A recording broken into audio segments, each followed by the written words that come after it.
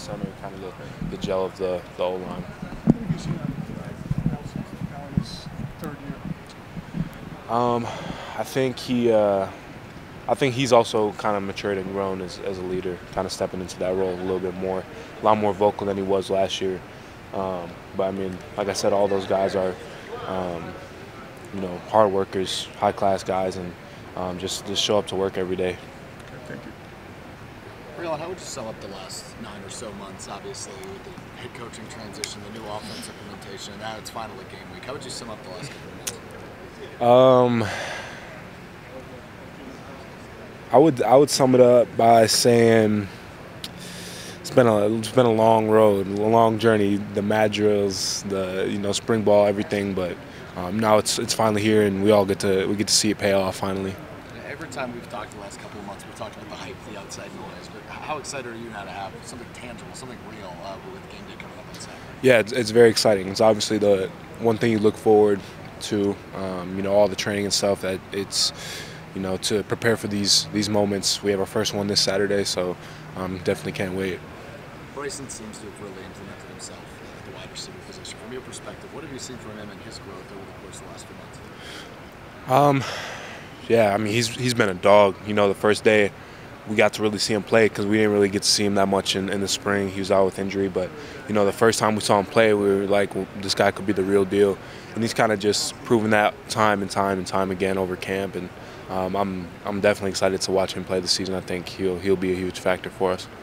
Have you had a chance to look at the Buffalo defense at all? I know they got some playmakers. They have some players. I know the third-team All-American from last season coming back, along with one of the nation's leading tacklers. Yeah, we watched a little bit this morning.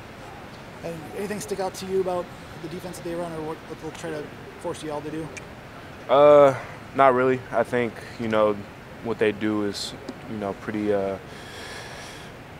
standard, I guess. They kind of just try to spill everything. Whether it's gap scheme, then they try to spill it inside, or on zone schemes, they like to force the ball out to what we call their force defender, basically the boundary safety. So it's kind of not too much space there when they try to do that, but it'll be a good opportunity for us to have a lot of one-on-one matchups in the run game.